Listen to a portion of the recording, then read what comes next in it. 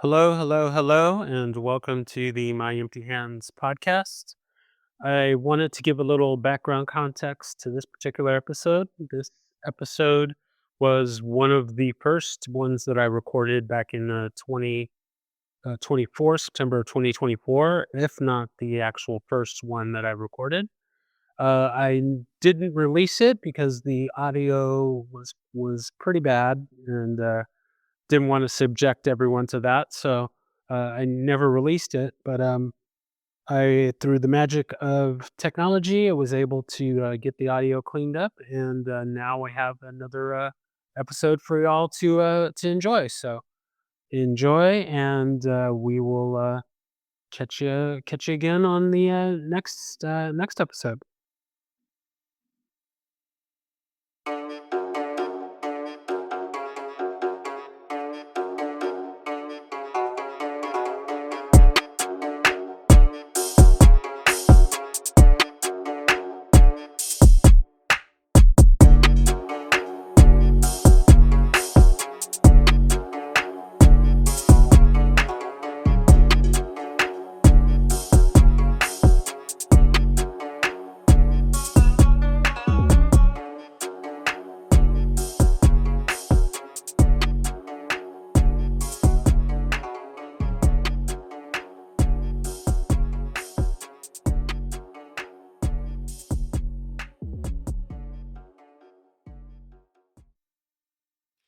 Hello, hello, hello, and welcome to the My Empty Hand podcast, a podcast about kempo and about the martial arts and about folks chit chatting it up and getting your story, getting your journey. I am Reggie Darden, and today I have with me Tony Nomikos, and we're just gonna just get into it and just talk, and we'll see what we get. So just to kind of give a little background on myself, I started Kempo in the early to mid '90s.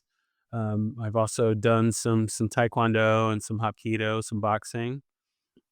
My other, I guess you could call it, core system is Capoeira. I've been doing that for a long time, and now I am currently training in an American Kempo school. And just enjoying that. As of this recording, I just recently got my green belt, so pretty excited there. And we're just gonna move right along here. So um, I will let Tony go ahead and tell me and the rest of those that may be listening. Just how did you get started in the martial arts and Kempo? How did Kempo find you? And just tell us about your journey. Yeah, basically, I started with Taekwondo when I was about 5 or 6 years old. I got up to my red belt, and then we changed. Um, what do you call them? The guys that do the grading, the lead instructors type thing. Oh, And he gotcha. basically, it used to be really good until he just started passing everyone for it, just like turned basically into a McDojo, and we just thought, yeah, no, this isn't good. And then Mhm. I left that and started Washinkan Karate, which is it's a great style. It is really good.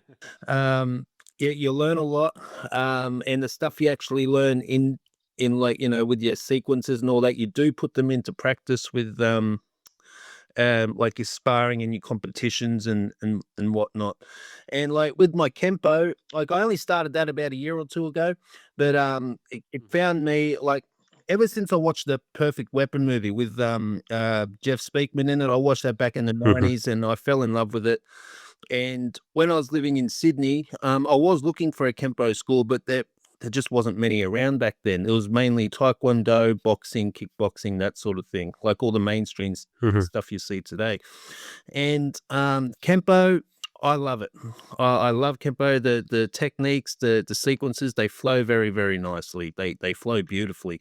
I was actually really surprised because you watch some stuff on YouTube and whatnot, and it looks really technical, but once you actually do them, they're actually easier than you think. So Mhm. like you know, with me past martial arts background, it kind of fit me like a glove. So um, yeah, and I'm just getting back in the Kempo now after having a couple of years off with injuries and whatnot.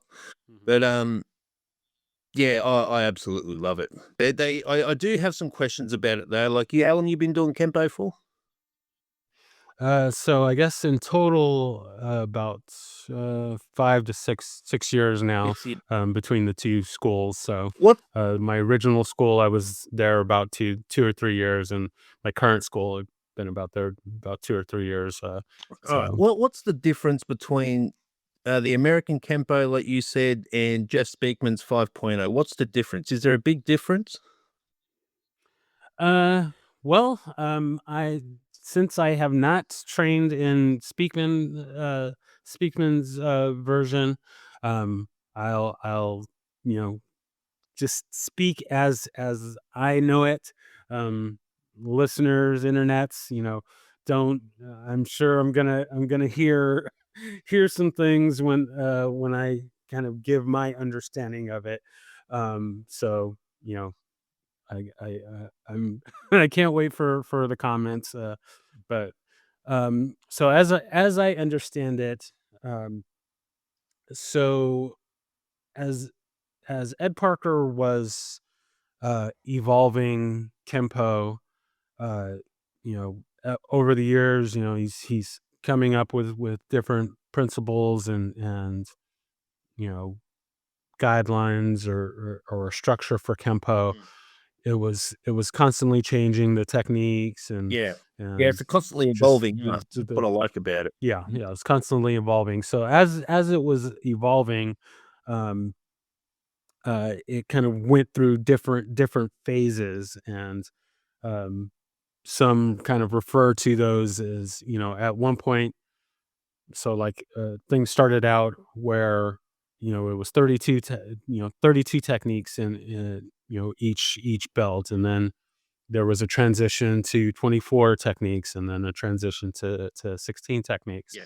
And kind of every time that there was one of these kind of big changes to it, some would consider that, oh well, the original 32 techniques, that was the 1.0 version of American Kempo. And then when it changed to 24, then that was the 2.0. And uh, right up until Ed Parker died, he was kind of gearing up to kind of make another kind of change to the evolution.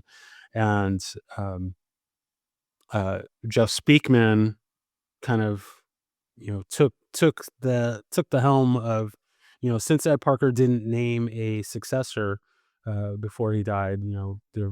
Nobody really had a sense of saying, okay, this is the direction that Kempo needs to go in, and whatnot. And Well, so yeah, Jeff it's Speakman, constantly evolving. I mean, they've even had a yeah. groundwork into Kempo now, which I don't believe they did back in the day. So, Well, that's one of the big points with the Speakman, is that he saw that, at the time, in the early 90s, the UFC and things started getting popular, and the martial arts community really got the wake up call that, hey, we need, grappling and ground techniques and whatnot. well, you And do. 95% so of fights end up on the ground anyway, so Mhm. it's a good thing to have. But unfortunately, what I see, like I've watched a lot of Kempo tournaments and all that, it looks like there's nothing that stands out about it from what I've seen. Like, and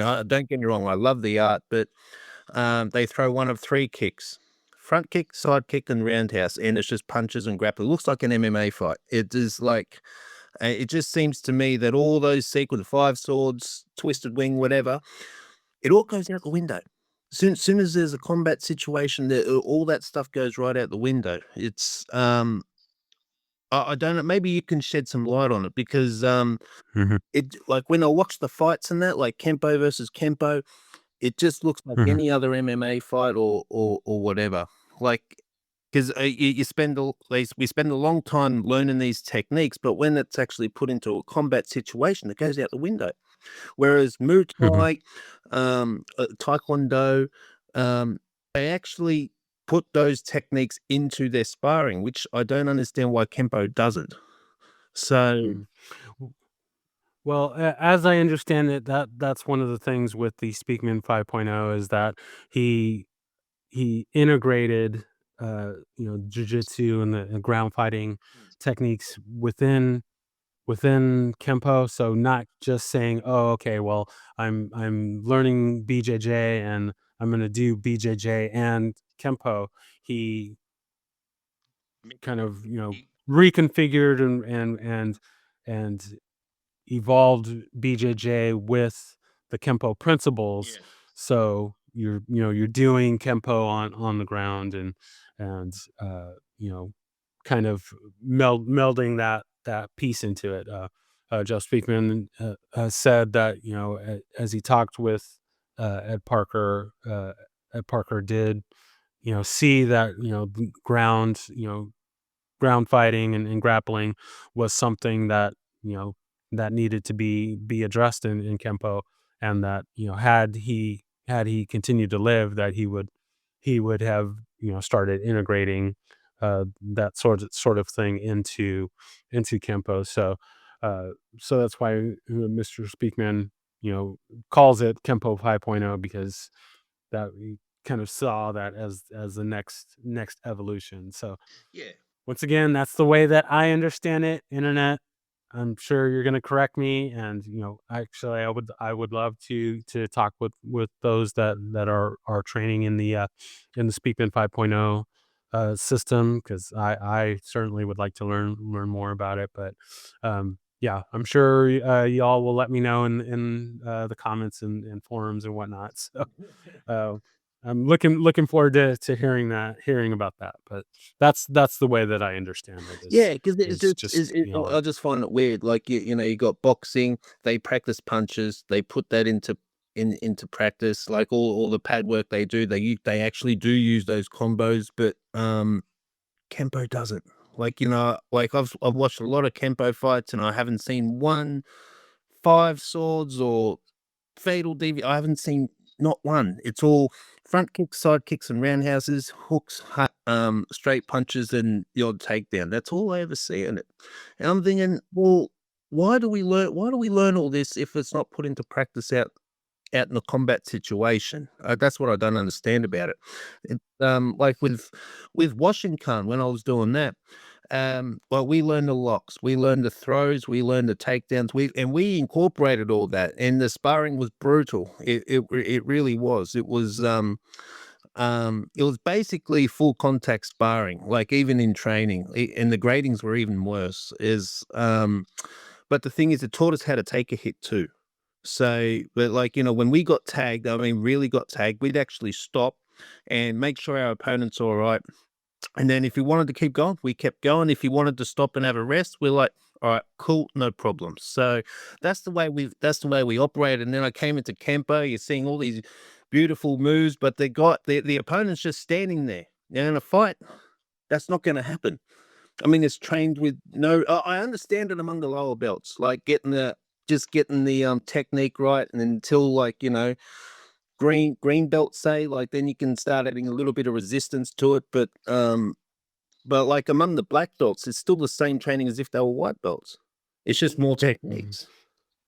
mhm. So I think I think it really depends on the school and the instructor. I mean, there are definitely some that are more interested in I don't know, I guess you could say the superficial things, the rank, or being able to say that, oh, well, I trained with this person, and are less interested in uh, working on the effectiveness. And there are there you're gonna have both sides. You're gonna have the sides where the instructors in the school are really working to have an effective system, Mm. and then you're going to have ones that are not. So I think it just really depends who you're Yeah, yeah, watching, who you're learning it's from. popular, but, like, I watched Um, the Kempo 5.0 black belt grading. I think it was over in Vegas somewhere. And same thing, they're doing the lines and whatnot. I'm like, where's the resistance? Like, I mean, these guys are going for their black. Like, they should be able to do this thing like, like it should be like second nature to them. So, um, when I watch a sparring with the same gradings, it's like, this looks like a something in the cage or karate combat or something like that. So, yeah, I mean, don't get me wrong. I love the art. It would work very well out in the street. It really would. Um, but the thing is, what a lot of people I find is like they might train twice a week or whatever, but they don't go home and practice it. They a lot of them don't, and it shows. It's compared to somebody that you know goes to training every week, like 2 3 times a week or whatever. And you can tell they've been practicing this stuff at home. That they have been because their moves are more crisp and everything. But you get these people that um oh shit, what was I gonna say? Yeah, you get these people that train one or twice a week and think they're the next Chuck Norris when they can't perform a thing. It's mm. Well, it's like with anything. I mean, yeah, perfect practice makes perfect. So, yeah, if you don't train, yeah, and this is regardless of the art. If you don't make the most out of your training and you're not doing proper training, then that is going to hurt your Well, effectiveness in a real that life brings me to situation. And Taekwondo. Now, what ruined Taekwondo was the Olympics, and I think a lot of people will agree with that because when I was training Taekwondo, we trained a real Taekwondo where it was hard training. Like the kicks were hard, this and that. What I've seen in the Olympics, my kids could probably win that. Like it's ridiculous. It's garbage, and I just don't see like if you want to put a combat sport in the Olympics, you got to expect people to get hurt. Like it's just the way it is. It's not a nice snuggly little art. It's a proper martial art. Like in Korea, it's their national sport next to Hapkido and Tang Soo Do and whatever else comes from there.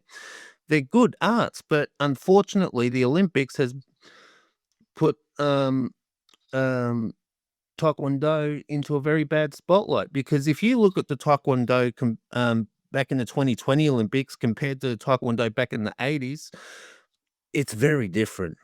Very different. It was hard back in the 80s. People actually went at it back then. These days, they're just dancing around one another. They don't even have their hands up. I'm thinking, what is going on? And I saw in the Olympics, I think it was a 2021, where the guy got knocked out and he won. I'm thinking that's not how fights work. Like, how can the guy that got knocked out claim the victory? He can't. mhm, mhm, He mhm. literally can't. Yeah, it's a very I'd say it's a very slippery slope. And of course, with a separating uh the combat effectiveness versus, or the martial art versus the sport. I mean, obviously there are things that we learn in these arts that you can't do in a sports setting. And I think there's a difficulty in finding the right the right mix of rules that both get the art and get the competition side. And there's a lot of variables that have to be kind of juggled around. So, yeah, I think the system's not perfect, but and it definitely needs a lot of reworking to kind of appease everybody. But I think you have to look at sport martial arts and the quote unquote traditional martial arts. You have to look at them at a different lens because they're not achieving the same goal. If you look at Lethway, you've heard of Lethway, yeah? No, Look that not up. familiar with Now that. that's sport. It's on they usually have those on the Burmese Myanmar borders and that. That is. That's real fighting, but it's still a sport though. It is still a sport, but they use everything in its bare knuckle. I was actually watching some last night, and I'm thinking, wow, like you would that these people get disqualified in Olympic or whatever. These people, they really go at it. They really people do get hurt a lot, it's um but it's proper. You know what I mean? Like I can't don't really have words for it. It's just it's brutal. Yeah, it's brutal. People do get hurt, but that's the way it is. And unfortunately, a lot of dojos in the West don't emphasize on sparring because they're afraid of people getting hurt. I'm thinking, well, you're learning a combat sport. Like, if you weren't taught to block, don't spar. But if you were taught to block and you get tagged, don't quit. That's just the way it is. Block it next time. So, but unfortunately, a lot of dojos don't do it anymore. A lot of them don't. And I think sparring is probably one of the most important parts of martial arts because it actually shows what you've been learning if it actually works or not. And unfortunately, the Western civilization, especially America, is littered with McDojos, littered with them. And it's coming into Australia and it's starting to come over here in New Zealand as well. And you walk into these places and you can tell their belts were bought, they weren't earned, and that's what I like about Kempo, especially the 5.0 system, because to get to your first dan, it takes at least could be 5 to 6 years or so. Like, you actually have to earn your black belt. You have to actually earn it, not buy it like a lot of people seem to wanna do these days. Like, when you see on the internet, "Oh, yeah, 6 months training and you're guaranteed a black belt." That's bullshit. It's, it's ridiculous, and unfortunately, all these McDojos that are popping up all over the place, it's put the, traditional martial arts in a very bad spotlight.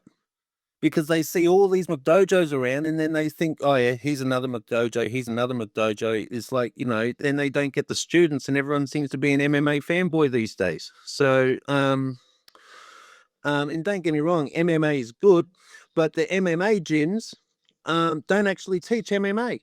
They don't actually teach it. You look at their schedules.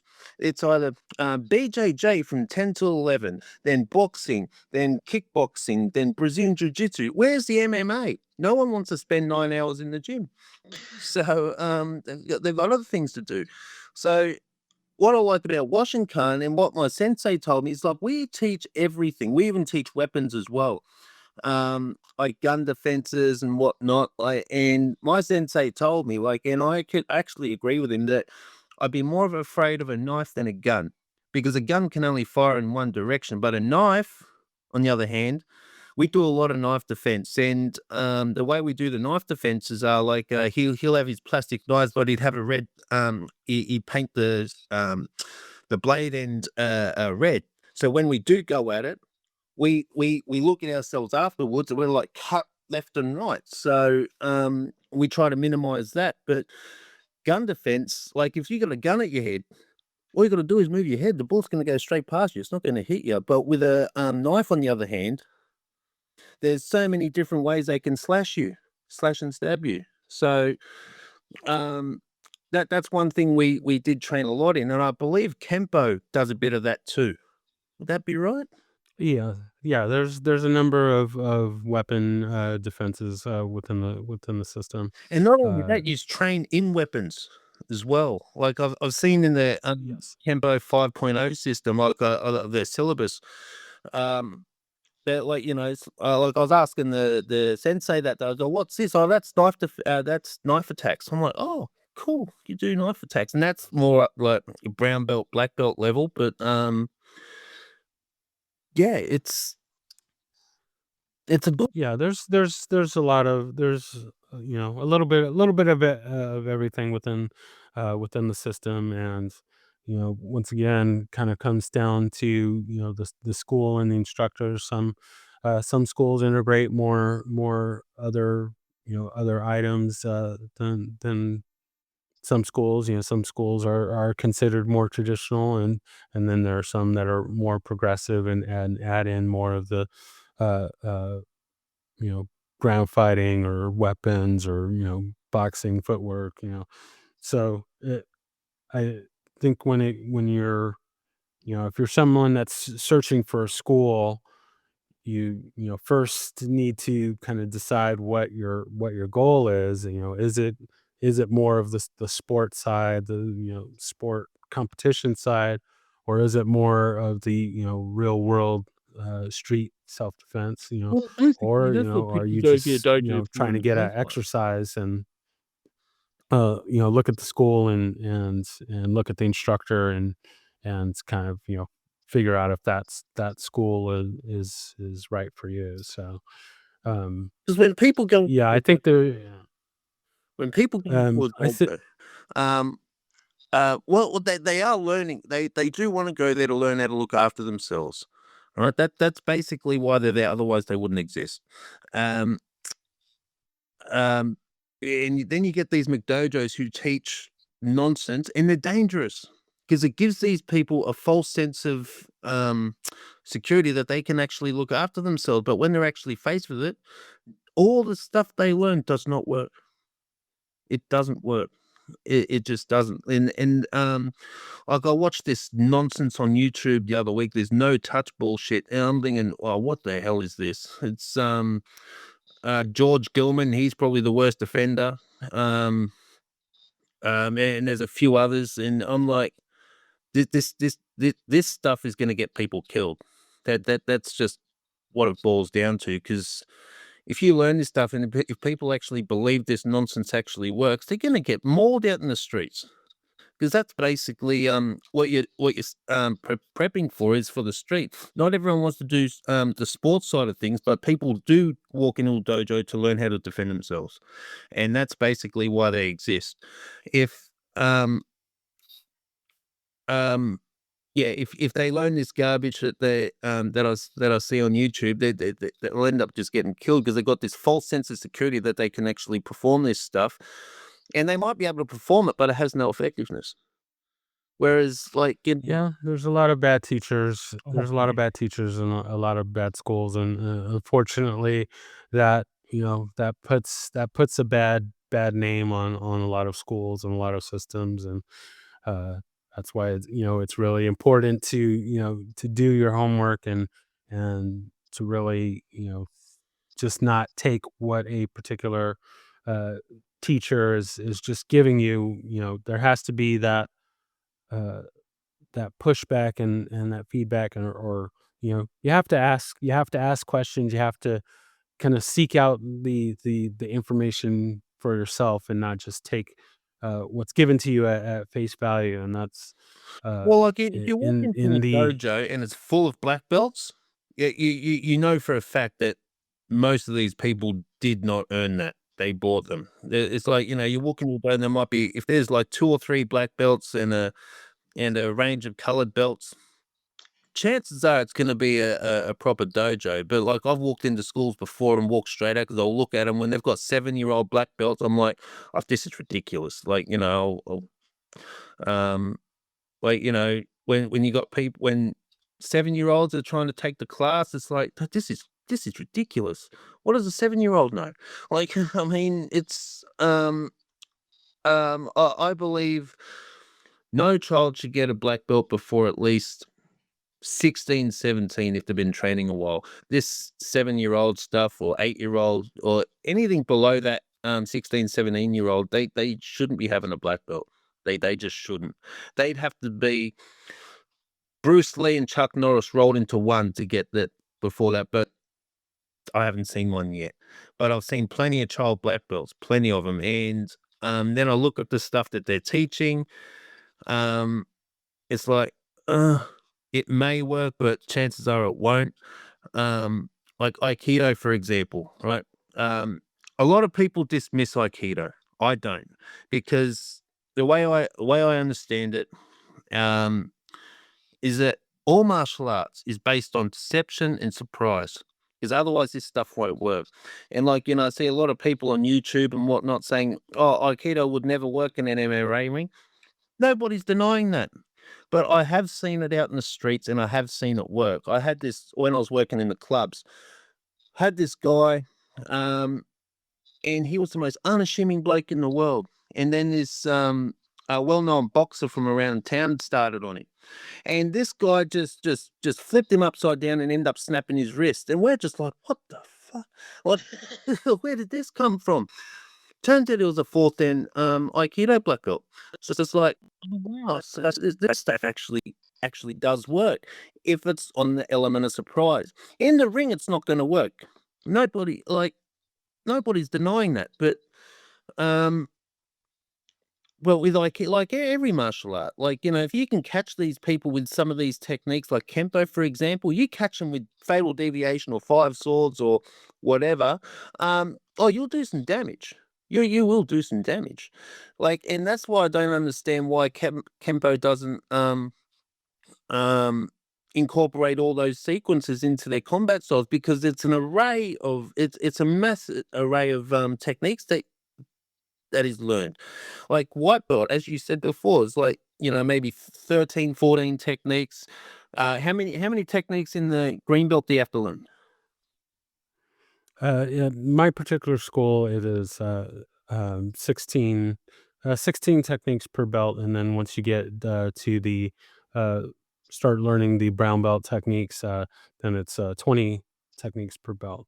Yeah. Uh, so yeah, in total, it's 154 base techniques, and then you start getting into the extensions. But the thing with the techniques is, they're not designed for you to do them in what I would describe it as a textbook situation. You're going to, if you're doing an attack, most most of the time, you hit somebody with a shot. You're not going to have, you're not going to need to do, all of five swords. In most cases, you know you're going to take somebody out with that first shot or two. Mm. uh the techniques are meant to be a blueprint, and not so much a step by step, or a photocopy, or an exact, you're gonna do this, and this, and Well, this this. is where the It's variations just come. used as a blueprint of how to deal with various situations, Yeah. and then you alter the variables, based on what you're given. So, so I wouldn't expect you to see full techniques in a combat situation. And then also, once again, you have to look at, there are things that you can only go so far in your training with someone, in the moves that you can do on them. If we could do all of our techniques with the full power and full intention, nobody there would be nobody left for class, because we'd all be either too injured or dead to Yeah, to that's show up for true. class. That's So true. But you have to kind of adjust the lens that you look at these things, at least the way that I see it. because when we were training, when I was training Washington, what we do is like my instructor walked down the line and all of a sudden he out of nowhere, he'd throw something at us, like, whether it be a punch or a kick or something. And we're expected to block it. Like he always told us to expect the unexpected. And the first dozen or so times we always got tagged. But after a while, you can just sense it.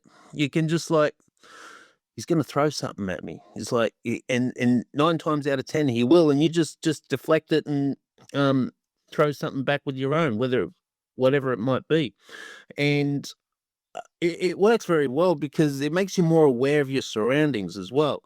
So, and it worked, especially when I was working in the clubs, like bouncing in clubs and that, it worked very, very well because 'cause you're always on your toes. And I've seen a lot of bouncers, they take their eye off the ball for 1 second. Next thing you know, they've got you. It's like, if you're constantly You might not even be aware that you're you're aware, but it's just become second nature. Yeah, and that comes with, that's why we train is, to help ingrain those abilities and those senses and that perception, so that you can, should you have to use your skills in a real situation, the more that you train and the better that you train, it puts that deeper into your skill set and allows you to be able to increase your, ability to react to those situations. So Yeah. But yeah, it's I funny see it's because definitely important. when I was working in the clubs, like I had to do a night with like some sort of award ceremony or something like that, um, for a bunch of boxers and kickboxers, and like during the ceremony, fine. Afterwards, not an issue. We thought we had extra security on that night because we thought it might kick off, but it didn't. And I it boggles the mind. I can't understand why. Why is it that the people that can really hurt someone, that can really knows how to fight, they don't go out and start it. But it's the people that can't fight for shit that always start the trouble. They always start. I don't understand it. It's stupidity at its max. But these people that can't fight are always the ones that start it. They run their mouths, and a lot of these boxers, I've seen it. A lot of these boxers, what doesn't matter um what art you're in, they they they don't want the trouble. They know they can hurt someone, but they don't want to because they know what to do. But these guys, they run their mouths, and then they end up getting their asses handed to them. And maybe you can shed some light on it because I'm I have no idea. Well, I mean, that's part of the martial arts. We learn to fight so that we don't have to. I Right, so I would think of, you look at the Kempo creed. It's saying that, we're coming to you with empty hands. We don't have any weapons, but if we have to use them, then we will. And uh, if when all of these various techniques and things like that, it should change your mindset, and that you don't want to seek out trouble. You don't want to seek out, fighting people, because not only because that you are dangerous with this knowledge and this training, but you should also kind of see that there is a peaceful side, and it should give you a greater sense of, what's important. Getting into some street fight with, somebody that's drunk or high is really serves no purpose, and nobody wins, or at least the way that I see it. No one wins a fight. Yeah, there might be somebody that's knocked out, might be somebody that's bloody, whatever. But if I get into a fight with someone, neither one of us win anything. you don't win Um, anything. and and so I see, avoiding conflict is a better way to live life than to get into a fight. So I see that, Avoid it, people with avoid it. training want to stay away from that. Yeah, that's what training is for. Like, I mean, if you want to fight, jump in the ring. It's but unfortunately, as I said to you, like, it's the ones that can't fight and know they can't fight are always the ones that start it. And they only ever throw one technique, that big right haymaker. That's the only thing they ever throw because that's the only thing they know. It's and like, and then you get some well-known martial artists, and these people that can't fight still try to pick them. I don't understand it. I mean, usually there's drugs or alcohol involved, but the ones that where it's not, it's like, what are you doing? Like, what are you doing? Like, Yeah. are you serious? Like, I mean, the martial arts dojo is the best place in the world. As far as I'm concerned, it's the best place in the world because it's the one place where friends can kick the hell out of one another and still be friends afterwards. And you're not going to find any bullshit there. You're not going to find any racism. You're not going to find any of that crap. You're not going to find it in a dojo, because as soon as there's an element of it, they throw you out. So, like, because I've trained with Filipinos, Japanese, African Americans, whatever, and like we're all wearing the same uniform. We're all friends. So, um, yeah, it's the best place in the world. It really is. The dojo, and people don't understand it. People that don't aren't in this world will never understand it. Like boxing is the only sport I know where millionaires punch the crap out of one another. It's the only one. But yeah, it is the best place to be. I love it. It's like I'm only just getting back into it now. My sensei's flying over to New Zealand next year. We're going to get a start another dojo over here, and he wants me to run it. So it's like, all right, let's do it. So I think teaching probably be the better way to go, because I think if everyone knew a martial art, like, an effective one, you wouldn't have half the bullying in the schools. You wouldn't even have half of it. Like, you wouldn't. You'd have hardly any trouble. It's like if everyone walked around with a gun. Everyone walked around with a gun. Um, the level of crime just dropped significantly. So, because nobody wants to rob someone that's got a gun. So, it makes all the sense in the world that if everybody had some martial arts knowledge or some fight knowledge, you wouldn't have half the fights you have now. Not even half of them. So, um, I just think like the world has gone soft, and is personally, this is just my opinion. I think it's because of McDojos, because it's they're teaching nonsense. They're teaching stuff that doesn't work. They're going out and starting shit because they think they can fight, but they actually can't. Um, yeah, it's like, back in the 70s and 80s, you had dojos and all that sort of thing. You had the odd street fight or two, but not to the level it is now. Like all over the place. Not just not just here in New Zealand, in Australia. I dare say you get your fair. Where are you from in America? I'm in the Dallas, Texas. Texas area. Yeah. You probably get a fair few fist fights over there too. But if everyone knew a bit of martial arts, which will also teach them a bit of respect and discipline, which I'm sorry to say that not many people have anymore. You'd have a lot less trouble out in the streets. You'd have a lot less of it. And that's just my opinion. Um, you'll probably get a few comments in the comment section, but yeah, hold on a sec. Yeah, it's yeah, I don't understand why it is the way it is these days. Like, got all your McDojos teaching nonsense, and they're going out thinking they can fight when they can't. And this is where the trouble. And as you said, if you can avoid the fight, because nobody really wins a fight, and you're 100% right. Because let's just say you absolutely lay someone out, then you got assault charges to deal with, then you got this to deal with, then you got that to deal with, lawsuits and this and that.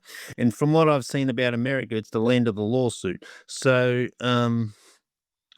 people sue anybody over anything over there. So, um, yeah, that's just my opinion. That's just from what I've seen. So, yeah, I don't understand it.